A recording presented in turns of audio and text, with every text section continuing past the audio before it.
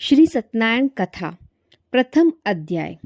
एक समय नैमिषारण्य 88,000 ऋषियों ने श्री सूत जी से पूछा, हे प्रभु, इस कलयुग में वेद विद्या रहित मनुष्यों को प्रभु भक्ति किस प्रकार मिलेगी तथा उनका उद्धार कैसे होगा।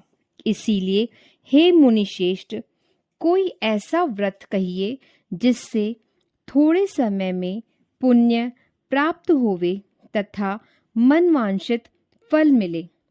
ऐसी कथा सुनने की हमारी इच्छा है।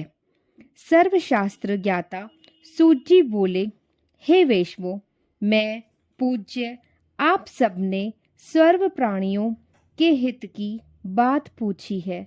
अब मैं उस श्रेष्ठ व्रत को आप लोगों से कहूँगा जिस व्रत को नारद जी ने लक्ष्मी नारायण से पूछा था।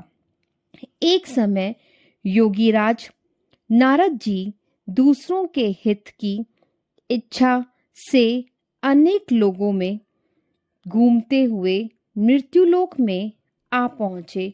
वहाँ बहुत योनियों में जन्मे हुए प्राय सभी मनुष्यों को अपने कर्मों के द्वारा अनेक दुखों से पीड़ित देखकर सोचा कि किस यत्न के कारण निश्चय ही इनके दुखों का नाश हो सकेगा।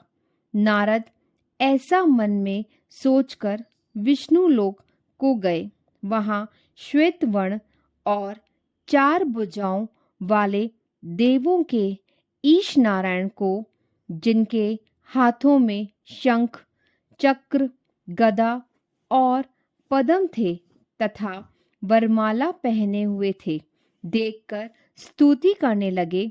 हे भगवान, आप अत्यंत शक्ति से संपन्न हैं और मन तथा वाणी भी आपको नहीं पा सकती। आपका आदि मध्य और अंत नहीं है।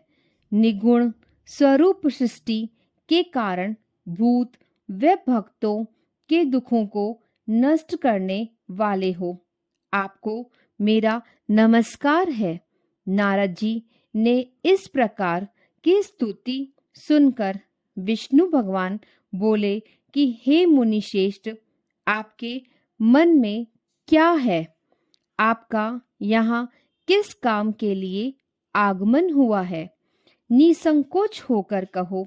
तब नारद मुनि बोले, मृत्युलोक में सब मनुष्य जो अनेक योनियों में पैदा हुए हैं, अपने कर्मों के द्वारा अनेक प्रकार के दुखों से दुखित हो रहे हैं।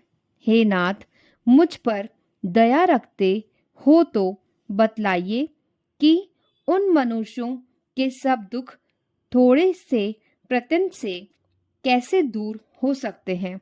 श्री भगवान जी बोले, हे नारद, मनुष्यों की भलाई के लिए तुमने बहुत अच्छी बात पूछी है। जिस व्रत के करने से मनुष्य मोह से छूट जाता है, मैं वह कहता हूँ, सुनो। बहुत पुण्य देने वाला, स्वर्ग तथा मनुष्य लोक दोनों में दुर्लभ एक उत्तम व्रत है। आज मैं प्रेमवश होकर तुमसे कहता हूँ, श्री सत्यनारायण का यह व्रत अच्छी तरह विधान पूर्वक करके मनुष्य तुरंत ही यहाँ सुख भोग कर मरने पर मोक्ष को प्राप्त होता है।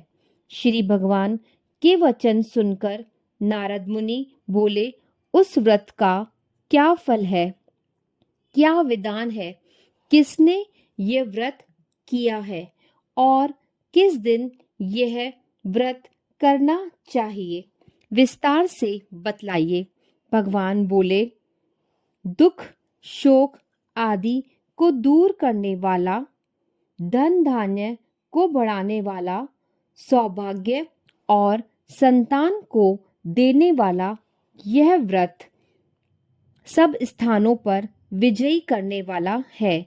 भक्ति और श्रद्धा के साथ किसी भी दिन मनुष्य श्री सत्यनारायण भगवान की शाम के समय ब्राह्मणों और बांधवों के साथ धर्मपरायण होकर पूजा करे। भक्ति भाव से नैवेद्य केले का खंभ, घी, दूध और गेहूं का चूर्ण सवाया लेवे। गेहूं के अभाव में साठी का चूर्ण, शक्कर तथा गुड़ ले और सब दर्शन योग्य पदार्थ जमा करके भगवान को अर्पण कर देवे तथा बंधुओं सहित ब्राह्मणों को भोजन करावे। तत्पश्चात स्वयं भोजन करे। नृत्य, गीत आदि का आचरण कर सत्यनारायण भगवान को स्मरण करते हुए समय व्यतीत करे। इस तरह व्रत करने पर मनुष्यों की इच्छा निश्चय ही पूरी होती है। विशेष काल कली काल में भूमि पर यही मोक्ष का सरल उपाय है। इति श्री सत्यनारायण व्रत कथा प्रथम अध्याय संपन्न। श्रीमन नारायण नारायण नारायण, भजमन नारायण नारायण नारायण। श्री सत्यनारायण व्रत कथा द्वितीय अध्याय। सूत जी बोले, हे ऋषियों, जिन्होंने पहले समय में इस व्रत को किया है उसका वृत्तांत कहता हूँ, ध्यान से सुनो। सुंदर काशीपुरी नगर में अति निर्धन ब्राह्मण रहता था। वह भूख और प्यास से बेचैन हुआ नित्य ही पृथ्वी पर घूमता था। ब्राह्मणों से प्रेम करने वाले भगवान ने ब्राह्मण को दुखी देखकर बूढ़े ब्राह्मण का रूप धारण कर उसके पास जा आदर से पूछा, हे वृप, नित्य दुखी हुआ पृथ्वी पर क्यों घूमता है? हे श्रेष्ठ ब्राह्मण, यह सब मुझसे कहो, मैं सुनना चाहता हूँ। ब्राह्मण बोला, मैं बहुत निर्धन ब्राह्मण हूँ, भिक्षा के लिए पृथ्वी पर फिरता हूँ। हे भगवान, यदि आप इसका उपाय जानते हो तो कृपा कर कहो। वृद्ध ब्राह्मण बोला कि सत्यनारायण भगवान मनोवांछित फल को देने वाले हैं, इसीलिए हे ब्राह्मण, तू उनका पूजन कर, जिसके करने से मनुष्य सब दुखों से मुक्त होता है।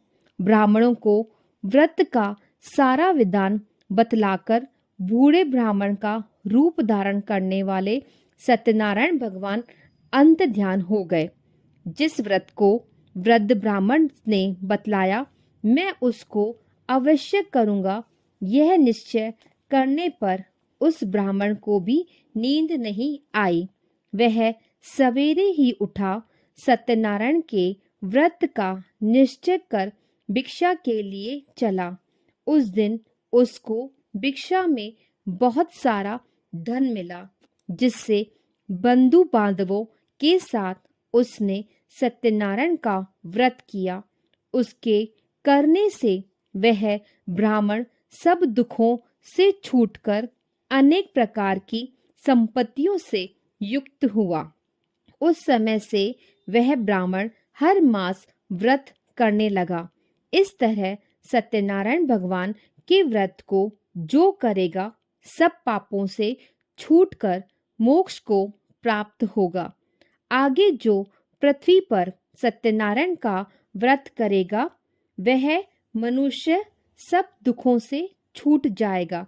इस तरह नारद जी ने सत्यनारायण का कहा हुआ यह व्रत तुमसे कहा। हे विप, मैं और क्या कहूँ? ऋषि बोले, हे मुनीश्वर, संसार में इस ब्राह्मण से सुनकर किस किस ने इस व्रत को किया, हम सब वह सुनना चाहते हैं। इसके लिए हमारे मन में श्रद्धा है। सूत जी बोले, हे मुनियों, जिस जिसने इस व्रत को किया है वह अब सुनो। एक समय वह ब्राह्मण धन और ऐश्वर्य के अनुसार बंधु बादमों के साथ व्रत करने को तैयार हुआ।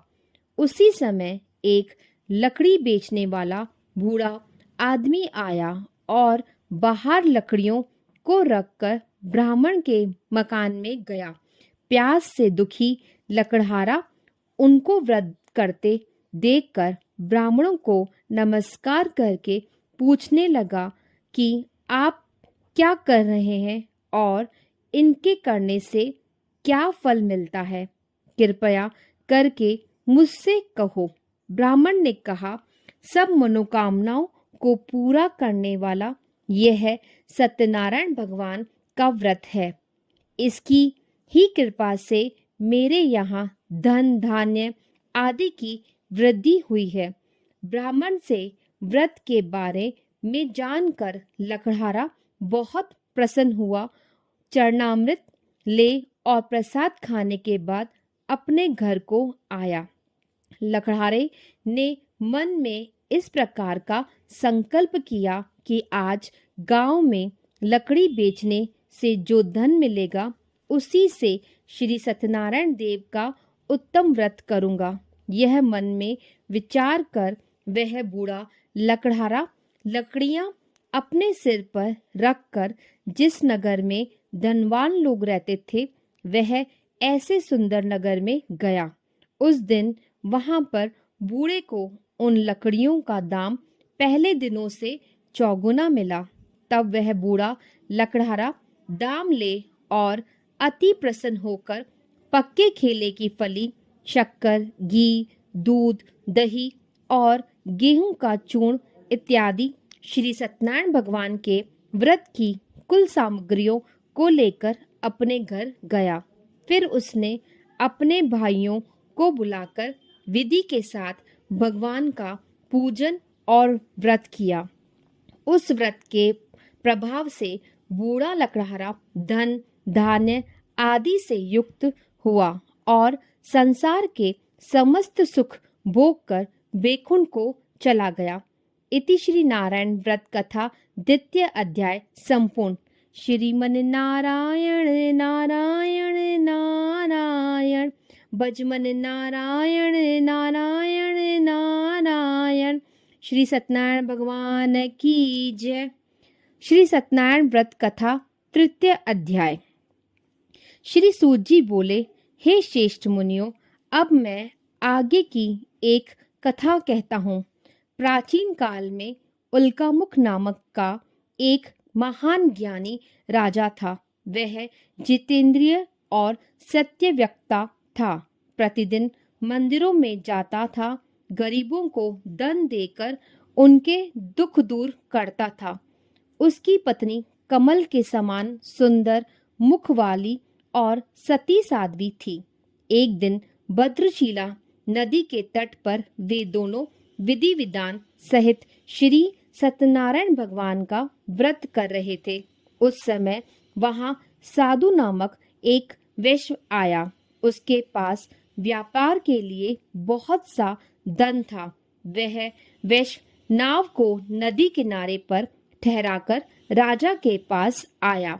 राजा को व्रत करते हुए देखकर उसने विनम्रता पूर्वक पूछा, हे राजन, यह आप क्या कर रहे हो? मेरी सुनने की इच्छा है, कृपया आप यह मुझे भी समझाइए। महाराज उल्कामुख ने कहा, हे साधु वैश्य, मैं अपने बंधु बांधवों के साथ पुत्र की प्राप्ति के लिए श्री सत्यनारायण भगवान का व्रत व पूजन कर रहा हूँ। राजा के ऐसे वचन सुनकर साधु नामक वैश्य ने आदर से कहा, हे राजन, मुझे भी इसका संपूर्ण विधि विधान बताएं। मैं भी आपके कहे अनुसार इस व्रत को करूंगा। मेरी भी कोई संतान नहीं है। मुझे विश्वास है इस उत्तम व्रत को करने से अवश्य ही मुझे भी संतान होगी। राजा से व्रत के सभी विधान सुन व्यापार से निवृत्त हो वह वैश्य सुखपूर्वक अपने घर आया। उसने अपनी पत्नी को संतान देने वाले उस व्रत के विषय में सुनाया और प्रण किया, जब मेरे संतान होगी तब मैं इस व्रत को करूंगा। वैश्य ने यह व्रत चंद अपनी पत्नी लीलावती से भी कहे। एक दिन उसकी पत्नी लीलावती श्री सत्यनारायण भगवान की कृपा से गर्भवती हो गई। 10वें महीने में उसने एक सुंदर कन्या को जन्म दिया। दिनों दिन वह कन्या इस तरह बढ़ने लगी जैसे शुक्ल पक्ष का चंद्रमा बढ़ता है। कन्या का नाम उन्होंने कलावती रखा। तब लीलावती ने मीठे शब्दों में अपने पति को याद दिलाया कि आपने जो भगवान का व्रत करने का संकल्प लिया था, अब आप उसे पूरा कीजिए। साधु वेश ने कहा, हे प्रिय, मैं कलावती के विवाह पर इस व्रत को करूंगा। इस प्रकार अपनी पत्नी को आश्वासन दे वह व्यापार करने विदेश चला गया। कलावती पितृगृह में वृद्धि को प्राप्त हो गई।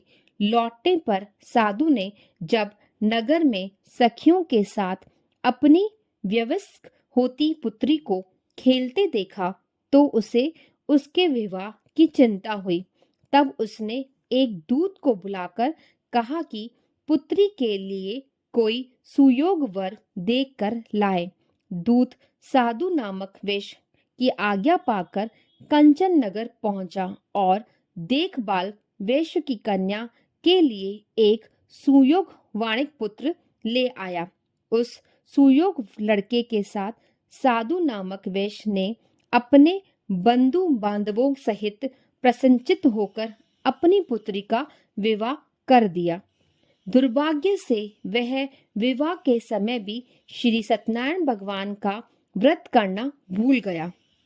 इस पर श्री सत्यनारायण भगवान अत्यंत क्रोधित हो गए। उन्होंने वैश्य को शाप दिया कि तुम्हें दारुण दुख प्राप्त होगा, और फिर अपने कार्य में कुशल वह वैश्य अपने दामाद सहित नावों का बेड़ा लेकर व्यापार करने के लिए सागर के समीप स्थित रतनसापुर नगर में गया। रतनसापुर पर चंद्रकेतु नामक राजा राज करता था। दोनों ससुर जमाई चंद्रकेतु राजा के उस नगर में व्यापार करने लगे। एक दिन भगवान सत्यनारायण की माया से प्रेरित होकर चोर राजा चंद्रकेतु का धन चुराकर भाग रहा था। राजा के दूतों को अपने पीछे तेजी से आते देखकर चोर ने घबराकर राजा के धन को वैश्य की नाव में चुपचाप रख दिया, जहां वे ससुर जमाई ठहरे हुए थे, और भाग गया। जब दूतों ने उस वैश्य के पास राजा के धन को रखा देखा तो उन्होंने उस ससुर दामाद को ही चोर समझा। वे उन ससुर दामाद को बांधकर ले गए और राजा के समीप जाकर बोले, आपका धन चुराने वाले ये दोनों चोर हम पकड़कर लाए हैं, देखकर आज्ञा दे। तब राजा ने बिना उस वैश्य की बात सुने उन्हें कारागार में डालने की आज्ञा दे दी। इस प्रकार राजा की आज्ञा से उनको कारावास में डाल दिया गया तथा उनका सारा धन भी छीन लिया गया। श्री सत्यनारायण भगवान के श्राप से के कारण उस वैश्य की पत्नी लीलावती व पुत्री कलावती भी घर पर बहुत दुखी हुई। उनका सारा धन चोर चुराकर ले गए। मानसिक व शारीरिक पीड़ा तथा भूख प्यास से आदि दुखी हो भोजन की आस में कलावती एक ब्राह्मण के घर गई। उसने ब्राह्मण को श्री सत्यनारायण भगवान का व्रत विधि पूर्वक करके देखा। उसने कथा सुनी तथा श्रद्धा पूर्वक प्रसाद ग्रहण कर रात को घर आई। माता ने कलावती से पूछा, हे पुत्री, तू अब तक कहाँ रही? मैं तेरे लिए बहुत चिंतित थी। माता के शब्द सुन कलावती बोली, हे माता, मैंने एक ब्राह्मण के घर श्री सत्यनारायण भगवान का व्रत होते देखा और मेरी भी उस उत्तम व्रत को करने की इच्छा है। माता ने कहा। कन्या के वचन सुनकर सत्यनारायण भगवान के पूजन की तैयारी की। उसने बंधुओं सहित श्री सत्यनारायण भगवान का पूजन व व्रत किया और वर मांगा कि मेरे पति और दामाद शीघ्र ही घर लौट आए। साथ ही विनती की कि हे प्रभु, अगर हमसे कोई भूल हुई हो तो हम आपका अपराध क्षमा करो। श्री सत्यनारायण भगवान इस व्रत से प्रसन्न हो गए। उन्होंने राजा चंद्रकेतु को स्वप्न में दर्शन देकर कहा, हे राजन, जिन दोनों वैश्व को तुमने बंदी बना रखा है वे निर्दोष हैं। उन्हें प्रातः ही छोड़ दो। उनका सब धन जो तुमने अधिकृत किया है लौटा दो, अन्यथा मैं तुम्हारा राज्य, धन, पुत्रादि सब नष्ट कर दूंगा। राजा ने ऐसे वचन कहकर भगवान अत्यध्यान हो गए और फिर प्रातःकाल राजा चंद्रकेतु ने दरबार में सबको अपना स्वप्न सुनाया और सैनिकों को आज्ञा दी कि दोनों वैश्यों को कैद से मुक्त कर दरबार में ले आए। दोनों ने आते ही राजा को प्रणाम किया। राजा ने कोमल वचनों में कहा, हे महानुभावों, तुम्हें अज्ञातवश ऐसा कठिन दुख प्राप्त हुआ है। अब तुम्हें कोई भय नहीं है, तुम मुक्त हो। इसके बाद राजा ने उनको नए नए वस्त्राभूषण पहनाए तथा उनका जितना धन लिया था उससे दोगुना लौटाकर आदर से विदा किया। दोनों वैष्णव अपने घर को चल दिए। इति श्री सत्यनारायण व्रत कथा तृतीय अध्याय संपूर्ण। श्रीमन नारायण नारायण नारायण, भजमन नारायण नारायण नारायण। श्री सत्यनारायण भगवान की जय। श्री सत्यनारायण भगवान व्रत कथा चतुर्थ अध्याय। सूत जी ने आगे कहा, वैश्य ने यात्रा आरंभ की और अपने नगर को चला। उनके थोड़ी दूर आगे बढ़ने पर दंडी वेशधारी श्री सत्यनारायण भगवान ने उनकी परीक्षा लेने हेतु उनसे पूछा, हे वैश्य, तेरी नाव में क्या है? अभिमानी वाणिक हंसता हुआ बोला, हे दंडी, आप क्यों पूछते हो? क्या धन लेने की कामना है? मेरी नाव में तो बेल के पत्ते भरे हैं। वैश्य के ऐसे वचन सुनकर दंडी वेशधारी श्री सत्यनारायण भगवान बोले, तुम्हारा वचन सत्य हो। ऐसा कहकर वे वहां से चले गए और कुछ दूर जाकर समुद्र के तट पर बैठ गए।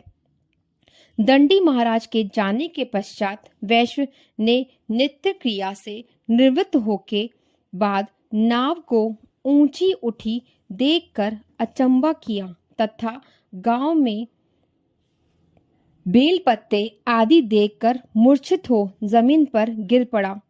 मूर्छा खोलने पर अति शोक करने लगा। तब उसके दामाद ने कहा, आप शोक न करें, यह दंडी महाराज का शाप है, अतः हमें उनकी शरण में चलना चाहिए। वही हमारे दुखों का अंत करेंगे। दामाद के वचन सुनकर वह वैश्य दंडी भगवान के पास पहुंचा और अत्यंत भक्ति भाव से पश्चाताप करते हुए बोला, मैंने जो आपसे असत्य वचन कहे हैं उनके लिए मुझे क्षमा करें। ऐसा कहकर वह शोकातुर हो रोने लगा। तब दंडी भगवान बोले, हे वाणिक पुत्र, मेरी आज्ञा से ही बार बार तुझे दुख कष्ट प्राप्त हुआ है। तू मेरी पूजा से विमुख हुआ है। तब उस वैश्य ने कहा, हे भगवान, आपकी माया को ब्रह्मा आदि देवता भी नहीं जान पाते, तब मैं मूर्ख भला कैसे जान सकता हूँ? आप प्रसन्न होइए, मैं अपनी क्षमता अनुसार आपकी पूजा करूंगा। मेरी रक्षा कीजिए और मेरी नौका को पहले के समान धन से परिपूर्ण कर दीजिए। उनके भक्ति से परिपूर्ण वचन सुनकर श्री सत्यनारायण भगवान प्रसन्न हो गए और उसकी इच्छानुसार वर देकर अत्यध्यान हो गए। तब ससुर व दामाद दोनों ने नाव पर आकर देखा कि नाव धन से परिपूर्ण है। फिर वह विधि विधान से भगवान श्री सत्यनारायण का पूजन कर साथियों सहित अपने नगर को चला।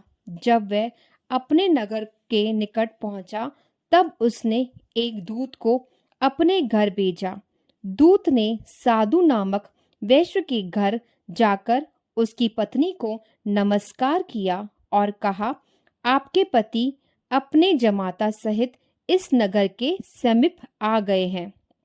लीलावती और उसकी कन्या कलावती उस समय भगवान को पूजन कर रही थी। दूत का वचन सुनकर साधु की पत्नी ने बड़े हर्ष के साथ सत्यनारायण भगवान का पूजन पूर्ण किया और अपनी पुत्री से कहा, मैं अपने पति के दर्शन को जाती हूँ, तू पूजन पूर्ण कर शीघ्र आ जाना। परंतु कलावती पूजन एवं प्रसाद छोड़कर अपने पति के दर्शन के लिए चली गई। पूजन एवं प्रसाद की अवज्ञा के कारण भगवान सत्यनारायण ने रुष्ट हो उसके पति को नाव सहित पानी में डुबो दिया। कलावती अपने पति को न पाकर रोती हुई जमीन पर गिर पड़ी। नौका को डूबा हुआ तथा कन्या को रोती हुई देख साधु नामक वैश्य द्रवित हो बोला, हे प्रभु, मुझसे या मेरे परिवार से अज्ञानतावश जो अपराध हुआ है उसे क्षमा करें। उसके ऐसे वचन सुनकर सत्यदेव भगवान प्रसन्न हो गए। आकाशवाणी हुई, हे वैश्य, तेरी पुत्री मेरा प्रसाद छोड़ कर आई है, इसीलिए इसका पति अदृश्य हुआ है। यदि वह घर जाकर प्रसाद ग्रहण कर लौटे तो इसे इसका पति अवश्य मिलेगा। आकाशवाणी सुनकर कलावती ने घर पहुंचकर प्रसाद ग्रहण किया और फिर आकर अपने पति को पूर्व रूप से पाकर वह अति प्रसन्न हुई तथा उसने अपने पति के दर्शन किए। तत्पश्चात साधु वैश्य ने वहीं बंधु बांधवों सहित सत्यदेव का विधि पूर्वक पूजन किया। वह इस लोक के सभी प्रकार के सुख भोग कर अंत में मोक्ष को प्राप्त हुआ। इति श्री सत्यनारायण व्रत कथा चतुर्थ अध्याय संपूर्ण। श्रीमन नारायण नारायण नारायण, भजमन नारायण नारायण नारायण। श्री सत्यनारायण भगवान की जय। श्री सत्यनारायण व्रत कथा पंचम अध्याय। श्री सूत जी बोले, हे ऋषिगण, मैं एक और कथा कहता हूँ, आप सभी ध्यान से सुनो। सदा प्रजा के लिए चिंतित तुंगध्वज नामक एक राजा था। उसने भगवान सत्यनारायण का प्रसाद त्याग कर बहुत कष्ट पाया। एक समय राजा वन में वन्य पशुओं को मारकर बड़ के वृक्ष के नीचे आया। वहां उसने ग्वालों को भक्ति भाव से बंधु बांधवों सहित श्री सत्यनारायण जी का पूजा करते देखा, परंतु राजा देखकर भी अभिमान के कारण न तो वहां गया और न ही सत्यदेव भगवान को नमस्कार ही किया। जब ग्वालों ने भगवान का प्रसाद उसके सामने रखा तो वह प्रसाद छोड़कर अपने नगर को चला गया। नगर में पहुंचकर उसने देखा कि उसका सारा राज्य नष्ट हो गया है। वह समझ गया कि वह सब भगवान सत्यदेव ने रुष्ट होकर किया है। तब वह वन में वापस आया और ग्वालों के समीप जाकर विधि पूर्वक पूजन कर प्रसाद ग्रहण किया तो सत्यनारायण की कृपा से सब कुछ पहले जैसा ही हो गया और लंबे समय तक सुख भोग कर मरणोपरांत वह मोक्ष को प्राप्त हुआ। जो मनुष्य इस श्रेष्ठ दुर्बल व्रत को करेगा, श्री सत्यनारायण भगवान की कृपा से उसे धन धान्य की कोई कमी नहीं होगी। निर्धन धनी और बंदी बंधनों से मुक्त होकर निर्भय हो जाता है। संतानहीन को संतान प्राप्त होती है तथा सब इच्छाएं पूर्ण कर अंत में वह बेखुंड धाम को जाता है। अब उनके बारे में भी जानिए जिन्होंने पहले इस व्रत को किया। अब उनके दूसरे जन्म की कथा भी सुनिए। शतानंद नामक वृद्ध ब्राह्मण ने सुदामा के रूप में जन्म लेकर श्री कृष्ण की भक्ति एवं सेवा कर बैकुंठ प्राप्त किया। उल्कामुख नामक राजा महाराज राजा दशरथ बने और श्री रंगनाथ का पूजन कर मोक्ष को प्राप्त हुए। साधु नामक के वैश्य ने धर्मात्मा वह सत्य प्रतियज्ञ राजा मोरध्वज बनकर अपने पुत्र को ओर से चीर कर बैकुंठ धाम प्राप्त किया। महाराज तुंगध्वज स्वयंभू मनु बने। उन्होंने बहुत से लोगों को भगवान की भक्ति में लीन कराकर बैकुंठ धाम किया। लकड़हारा अगले जन्म में ग्रह नामक निषाद राजा बना, जिसने राम के चरणों की सेवा कर अपने सभी जन्मों को संवार लिया। इति श्री सत्यनारायण व्रत का पंचम अध्याय संपूर्ण। श्रीमन नारायण नारायण नारायण भजमन नारायण नारायण नारायण। श्री सत्यनारायण भगवान की जय।